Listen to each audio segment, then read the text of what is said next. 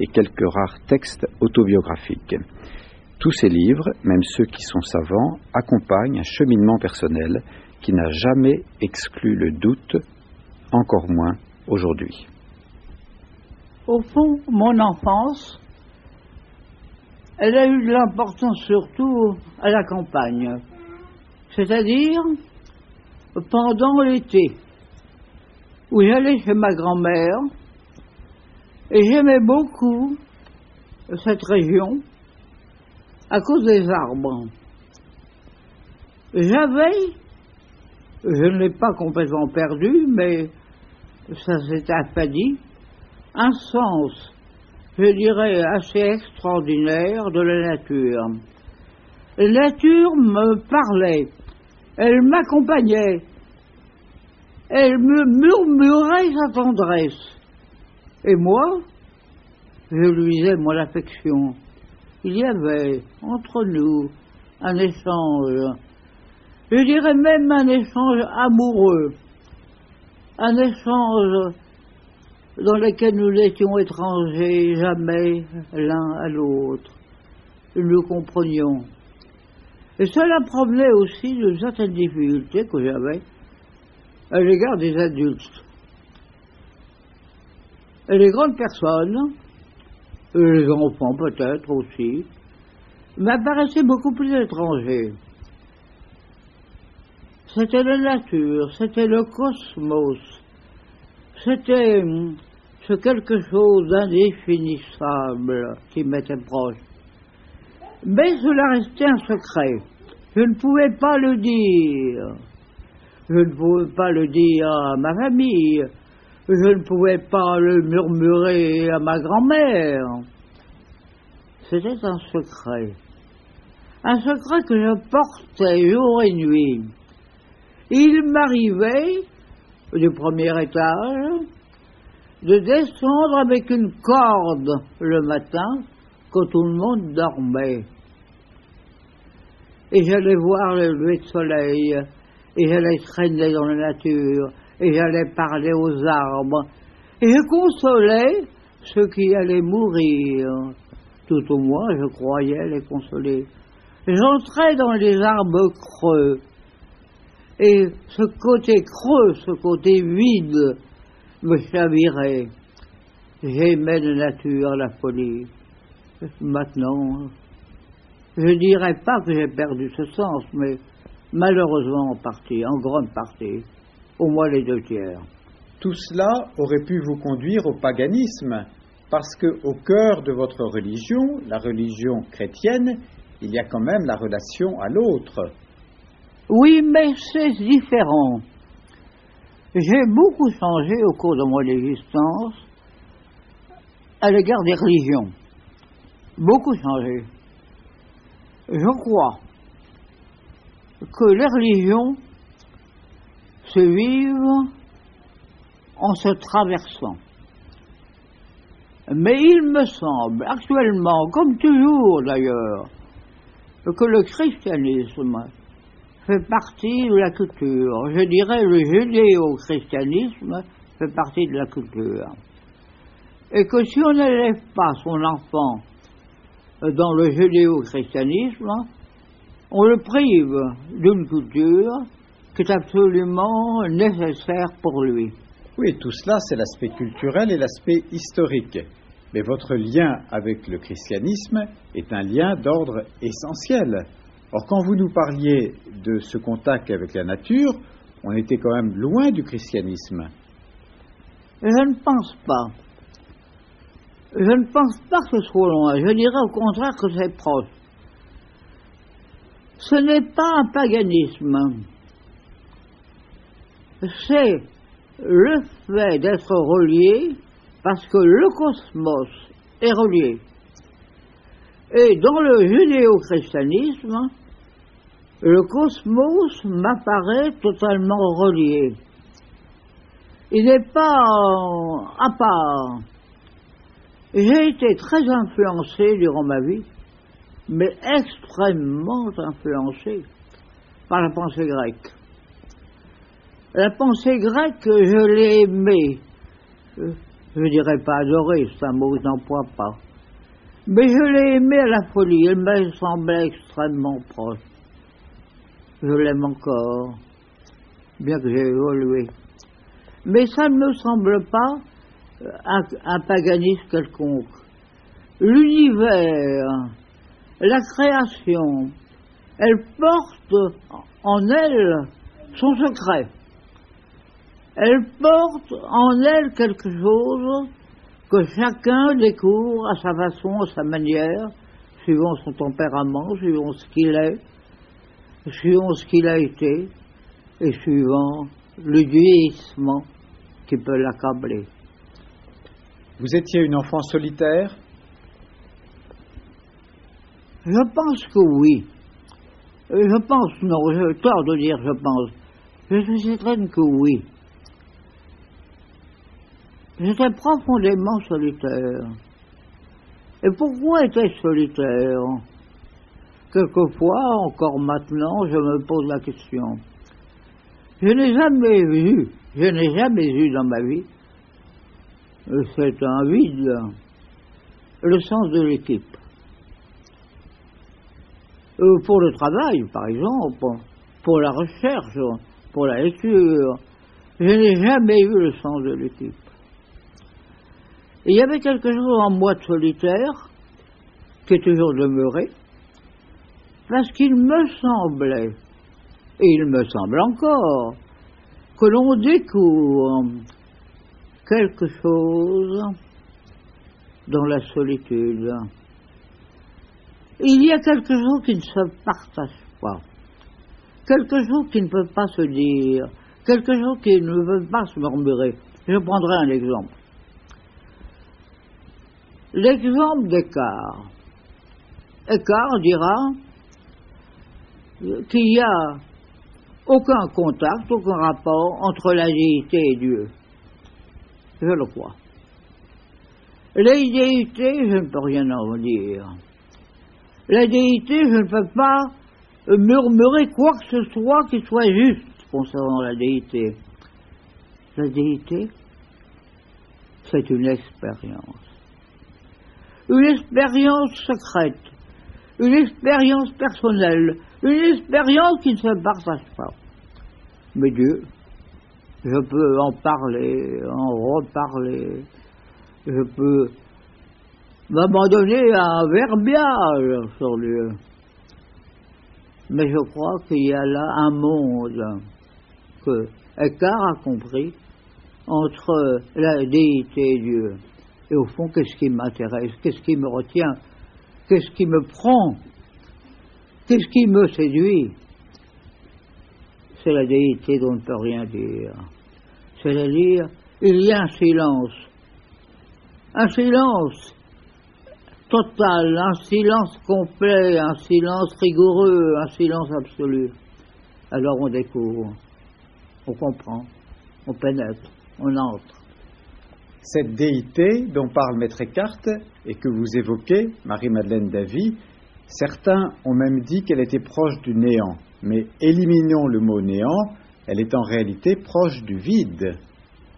Je ne crois pas qu'on puisse employer ces mots. On l'a dit, on le redit, on l'a bavardé à cet égard. Je crois qu'avant tout, c'est l'incommensurable. Est-ce le néant? Qu'est-ce que ça veut dire, le néant? Je pourrais me poser la question. La poser à d'autres. Il n'y a pas de réponse. La déité, je ne la comprends, et autrui ne la comprend, que suivant sa vie à lui, sa particularité, sa singularité. Tout est là. Chaque être est une totalité. Chaque être est singulier. Chaque être exprime quelque chose de particulier qui ne se partage pas, qui ne se communique pas. Et alors là, il n'y a pas de possibilité de mots. Il n'y a pas de possibilité de terme.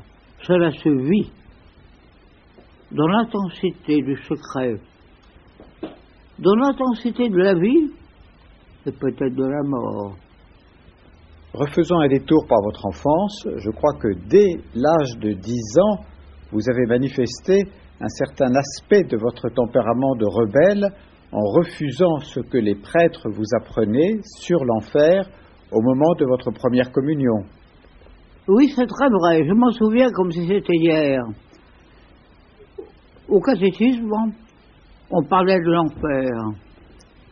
Et quand j'ai entendu parler de l'enfer, je n'y croyais pas. Et quand je suis rentré avec ma mère, j'ai dit à ma mère, moi je ne crois pas à l'enfer. Et au fond, ma mère ne croyait pas tellement elle-même. Mais j'étais rebelle.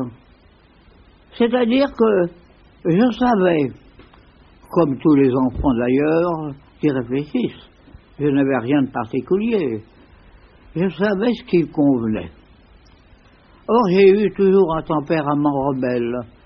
Un tempérament qui ne peut pas prendre facilement les idées d'autrui. Qui laisse, non pas par orgueil, je ne crois pas, ni par vanité, mais qui a besoin de vivre son originalité. Et cette originalité, je crois que je l'ai vécue dès l'enfance, dans ma jeunesse. Mais avec une grande ouverture sur autrui. C'est-à-dire qu'autrui ne me chavirait pas. La foi des autres, les croyances des autres, ne me gênaient en aucune manière. Non seulement je les tolérais, je les acceptais, mais j'étais prêt à les défendre. Pendant les années de formation, avant que vous ne deveniez adulte, quelles ont été les rencontres avec des grandes figures qui vous ont le plus marqué? C'est très délicat de répondre à cette question. Parce que pendant longtemps, j'ai pensé que j'avais été influencé profondément par Simone Veil. Mais Simone Veil, je l'aimais, je l'aime toujours, mais elle me gênait dans son aspect antisémite. J'étais influencé par Berdyaev. Berdyaev était pour moi un homme d'une qualité extraordinaire, un homme libre, un homme indépendant des religions, oui. Il était orthodoxe, sa femme était catholique. Il n'était pas gêné de recevoir des personnes appartenant à des religions différentes. J'aime l'ouverture. Au fond, ce qui me séduit, ce qui m'a toujours séduit, c'est l'ouverture. Et je crois que c'est par un caractère rebelle qui ne prend pas tout ce qui est fait, qui fabrique, qui intellige, qui comprend que tout ce travail se fait lentement, dans la maturité, mais lentement. Qu'est-ce qui vous a poussé vers le Moyen-Âge? Eh bien, un homme dont on ne parle plus, qui paraît tout à fait ancien et périmé, Gilson. Étienne Gilson, que j'ai rencontré à ses cours, à la Sorbonne, et que je voyais aussi chez Séverin. Gilson avait une façon d'interpréter le Moyen-Âge, mais extraordinaire, merveilleuse, et qui m'épanouissait. Et il est évident qu'entre Gilson d'autrefois et actuellement les commentateurs du Moyen-Âge, il y a un monde. Il n'y a aucun rapport, il n'y a aucun contact, il n'y a qu'une relation tout à fait différente. J'ai beaucoup aimé le Moyen-Âge aussi pour son caractère cosmopolite, je dirais européen. Les professeurs venaient d'un pays à l'autre librement. C'était déjà l'Europe. Les moines voyageaient, mais les professeurs aussi. Et cela me séduisait. J'ai aimé, j'aime encore les contacts avec les étrangers. Pour moi, il n'y a pas d'étrangers. Ce qui me paraît épouvantable, c'est tout ce qui touche, de près ou de loin, le racisme. Peu importe race. L'important, c'est qu'on s'aime, qu'on se comprenne, qu'on s'ouvre l'un à l'autre, qu'il y ait en quelque sorte des échanges. Et j'ai compris ça quand j'étais jeune, grâce à Gilson. Vous avez fait, Marie-Madeleine Davy, de Saint-Bernard un compagnon de presque toute une vie. J'ai beaucoup aimé Saint-Bernard. J'aime énormément l'ordre cistercien. Je le trouve équilibré. Parce que je regrette profondément que les Chartreux et les Convers, que les Chartreux ne s'adonnent pas au travail extérieur. Je mets au fond de moi-même, au même niveau, au même plan, le travail culturel et le travail matériel, le travail dans les champs, le travail dans la nature. Je n'admets pas, je refuse, je récuse qu'on le confie à des personnes qu'on juge, je ne dis pas inférieures, mais un peu comme des domestiques. C'est pourquoi j'aime Saint-Bernard.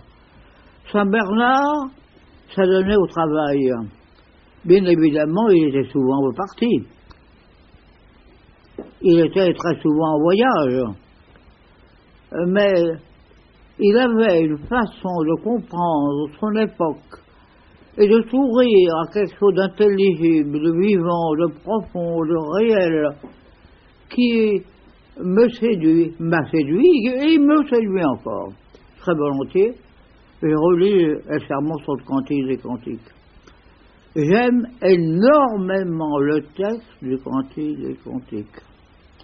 Il est pour moi fondamental. Il est pour moi comme un chant d'ivresse, d'amour, de tendresse. Et les sermons de Bernard sur le Cantique des Cantiques reste pour moi une lecture précieuse. Et j'y reviens. Et j'y reviens comme quelqu'un qui s'éloigne et se retourne. J'y reviens comme quelqu'un qui voudrait peut-être s'en passer et ne peut pas. Pour moi, c'est une nourriture, peut-être pas quotidienne, mais disons fréquente. Elle me nourrit. Elle me donne de la joie.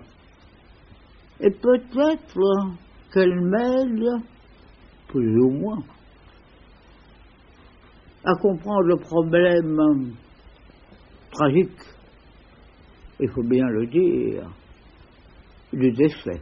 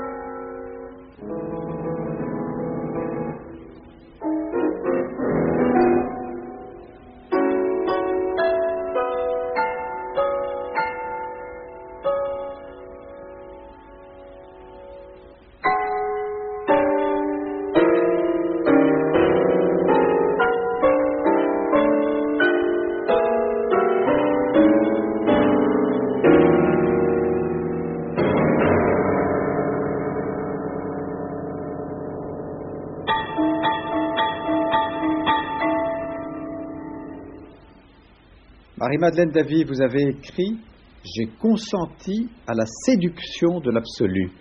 C'est le mot « séduction » qui m'amuse. Je crois que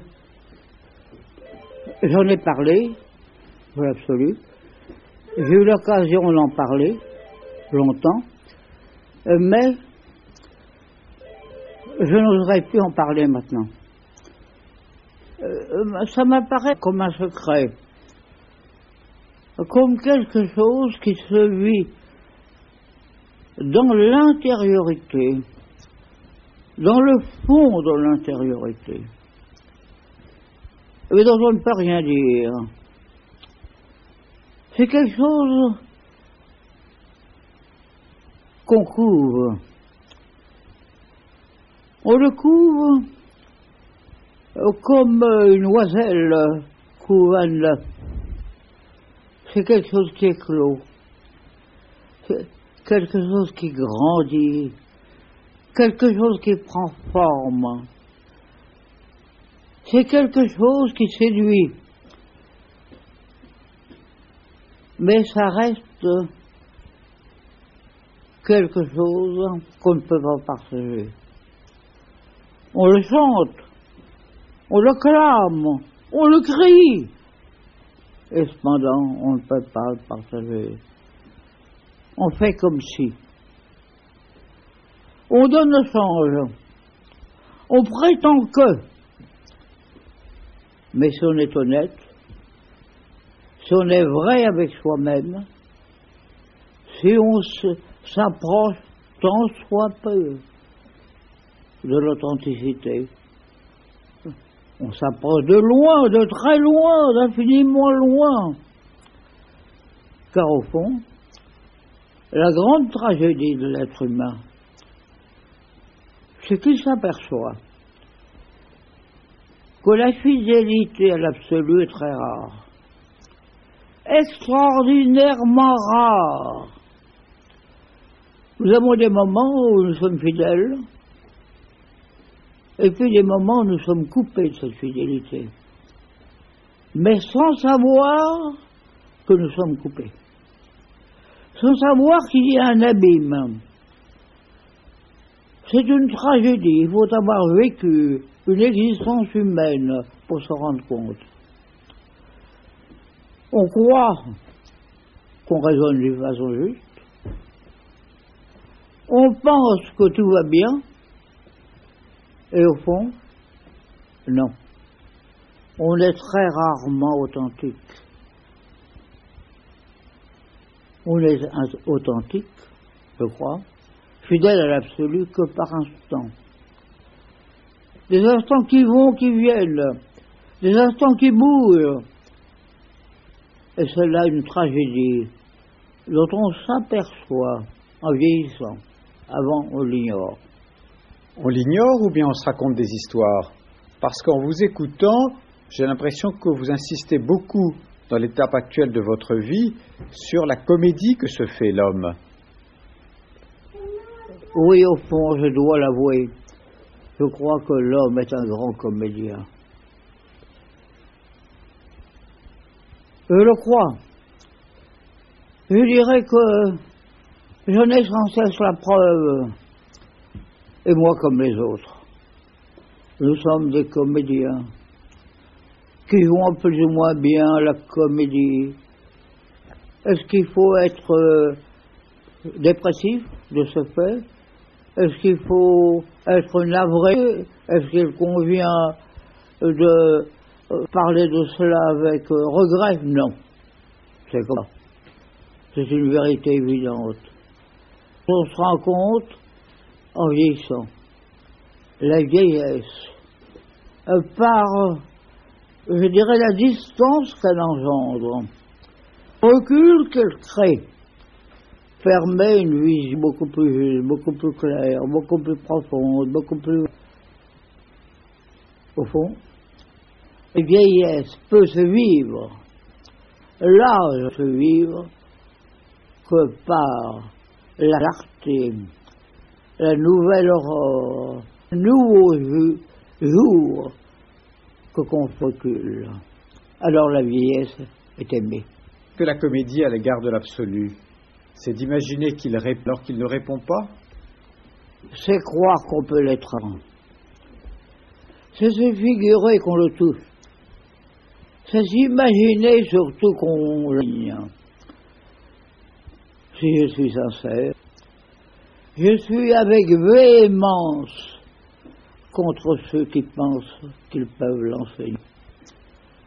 La mode des gourous qui se multiplie, qui est immense, m'apparaît un peu. un fléau comme un autre, mais un fléau. Peut-être qu'il ne faudrait pas le dire. Peut-être qu'il faudrait les à leur erreur. Peut-être qu'il s'agit de sauver des gens qui mourraient s'ils n'étaient pas pris en charge par des pseudo-maîtres, des vrais maîtres, des gourous. Je ne dirais qu'il n'y a pas de gourous. Des êtres qui se trompent, des êtres qui cherchent, visent juste. C'est un réel. Ce n'est pas un être qui se vit, c'est vient. C'est un voyage. Non, c'est impossible. Vous, Marie-Madeleine, vous avez été très marquée par l'Orient. Vous savez l'importance de la transmission, non pas seulement d'un savoir, mais d'une expérience intérieure. Cette transmission s'accomplit actuellement dans la tradition chrétienne, par des saints. Qu'est-ce que c'est que la sainteté? Elle s'est des siècles. La sainteté, je crois. Quelqu'un peut aider autrui, je le crois d'une certaine manière. Je le pense. Mais l'important, c'est d'être vrai. On est vrai que suivant la possibilité qu'on a d'être vrai. Parce qu'on se trompe, parce qu'on pense, parce qu'on est dans un recul passager. Mais je crois transmission, mais à condition que cette transmission se fasse dans l'ordre de l'essentiel. Peut-être un mot. Il s'agirait là de toucher un problème d'une importance. C'est celle de la vie. Est-ce qu'il y a une vie après la mort? Personnellement, j'y crois. À certains instants, j'en doute. Mais d'une façon, j'y adhère. Marie-Madeleine, vous vous retournez vers tous les ouvrages que vous avez écrits.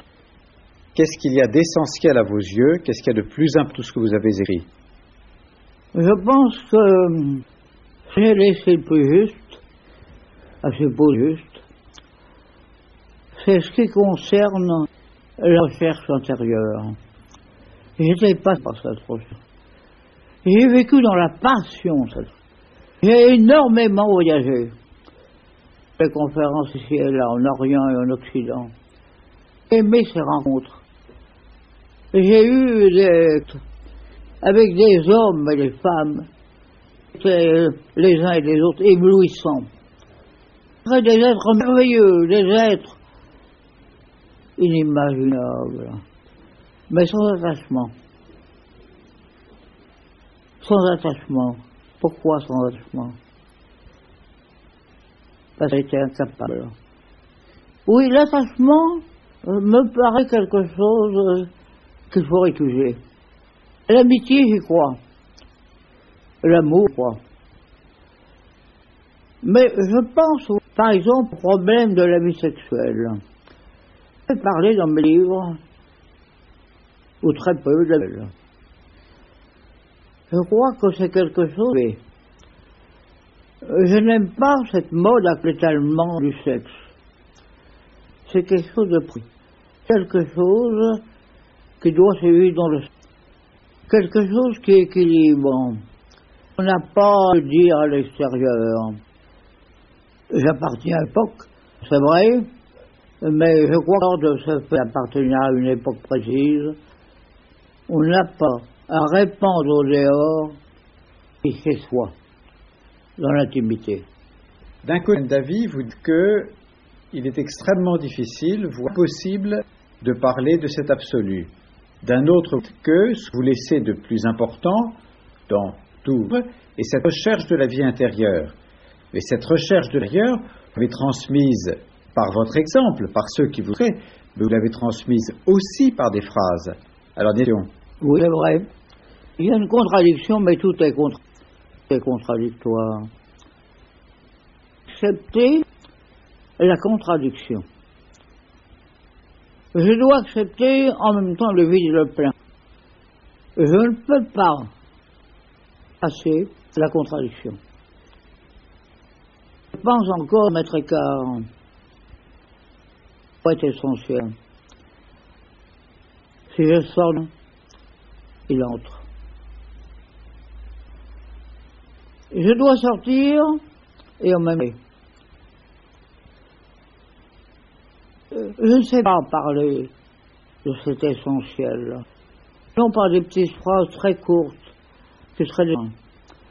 Quand on est jeune, volontiers. La jeunesse autant un déploiement des mots, des phrases, et même de l'imaginaire. On ne sait pas aussi l'imaginaire. On se croit dans quelque chose qui ne l'est point. Et en réalité, Et puis, vous vous êtes servi de support pour parler absolu de manière indirecte, comme par exemple l'eau ou la montagne. Tout pour moi, c'est l'oiseau. Quels sont mes maîtres, mes véritables maîtres? Ce sont les oiseaux. Pourquoi les oiseaux? Parce que l'oiseau, c'est l'aile. Et on retrouve d'une certaine manière ici Platon. Le vol, tout est là. On se pose. Mais on se pose qu'un instant. Et c'est là. Et je crois que ce sont les oiseaux qui sont mes maîtres. On indiquait des noms. Si je disais des noms, les oiseaux animent les êtres ailés. Ils mettent à résistance de rencontrer des hommes ou des femmes, en particulier, en Occident aussi, qui étaient des ailés. Durant un instant, leur transfigurait. Ils devenaient jeunes.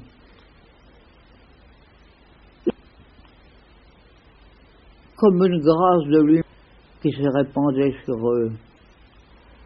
Comme l'oiseau chante, il sait qu'il pourra. L'oiseau chante, il est ailé, il pose, il rend. C'est moi, le mot d'existence. Quant à la montagne est différente. La montagne, elle est surtout intérieure. La montagne, c'est quelque chose de difficile. Difficile parce qu'elle demande une fatigue physique quand il s'agit de la extérieure. La montagne intérieure, on va bien. On dort dans un mur et on tue. Au fond, tout est transparent. Il y a une allée, il y a un mouvement, et un mouvement qui recommence. J'ai fait autrefois de la montagne, mais entendons-nous, j'ai jamais fait de très haute montagne. J'ai montagne. La montagne intérieure, elle est comme la montagne extérieure. On monte, et puis on descend. On remonte, on redescend. On remonte, et on redescend. C'est pourquoi l'important, c'est l'aile. Vous disiez aussi de la recherche de l'absolu. Donc pour vous, on admet ce que l'on cherche, et qu'un instant dans la vie retombe toujours. C'est vrai. On n'arrive pas à atteindre ça. Ou faire en dessous. On a le sens, ou peut-être un sens de la vie. Qu'on l'a, et on en est très. Il faut avoir cette conscience. Un mot, un contenu, qu'on emploie par ridicule, qui paraît, c'est le mot d'unité. Je crois que l'être besoin d'une extraordinaire, d'une ample humilité. Et le fait de bien prendre cela, l'humilité. L'humilité, ça va très loin. Ça va très loin. Mais il faut qu'on, quand on est jeune, c'est un mot qui n'a aucun sens.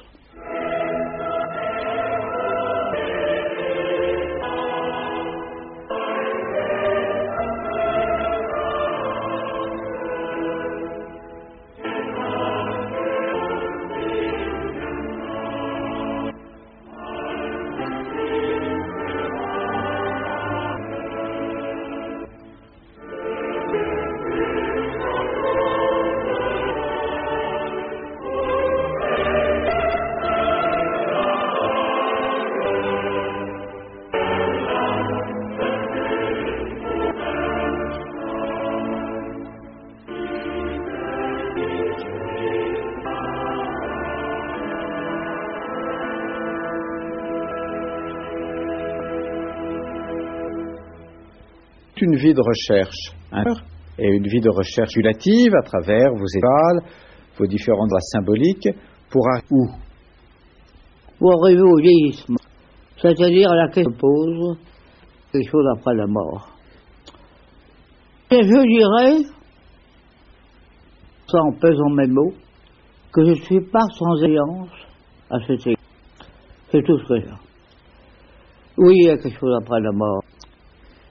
Elle dure toujours. Peut-être. Certaines personnes, après la mort, et pas, je l'ignore. Mais foi, à ce moment, je ne suis pas sans espérance. Et je crois. Et on ça. Je vis. Réalité. Est-ce que tout le monde peut survivre? Peut-être. Ça, c'est rien, j'aimerais le savoir, je l'ignore. Marie-Madeleine Davy, une telle expérience. En 1976, vous avez touché les portes. Vous n'êtes pas allé de l'autre côté. Oui, que j'étais très mal. Proche de la mort. Mais dire que ce qui se vit quand on va mourir, quand on propos d'autrui qu'on peut mourir, il y a un monde. Cette approche est la même. Ça n'a pas été franchi. Par conséquent, l'essence pas totale, complète, n'est pas absolue. J'étais extrêmement malade à l'hôpital de Jean. J'ai éprouvé une indifférence totale, mais totale, à l'égard de mourir. Une indifférence. Je m'en souviens comme si j'avais vécu hier. Vous citez saint Paul qui est alors même homme extérieur, notre homme se renouvelle jour en jour. Un peu comme s'il parlait de l'expérience. Voilà. C'est une épreuve. Et cependant, il y a quelque chose d'ordinaire. Il y a quelque chose que personnellement, et qui me concerne et que je... Son père et sa mère. Il y a un enfantement qui est dans la vieillesse, imaginable, on s'en va. Dans le secret, accepte cet enfantement, se laisse son père et sa mère, vos chemins se dessinent. Oui. L'éternité, peut-être. On dépasse le temps, je crois, et je l'affirme. J'ai à cet égard une certaine expérience. Ce aux autres ne peuvent pas parler. Ce quelque chose qui naît, qui rend. Et cela, non, est à supporter le vieillissement, mais ça le rend aimable, agréable.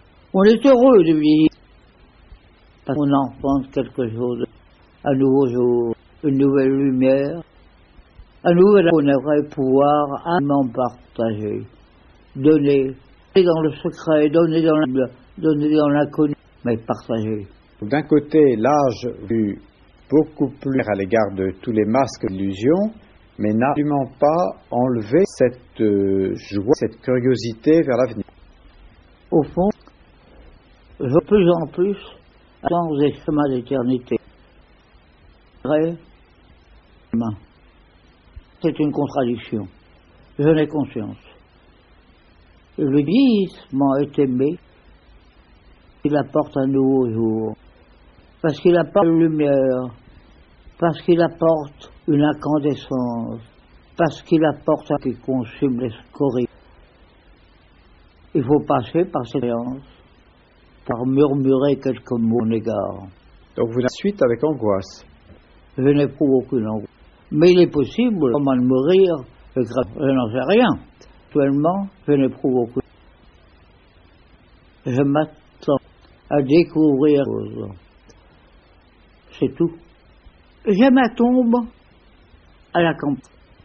Elle est dans un cimetière de village. Elle est prête pour moi. C'est une tombe à main qui porte ces mots. Sois heureux. C'est là. Sois heureux.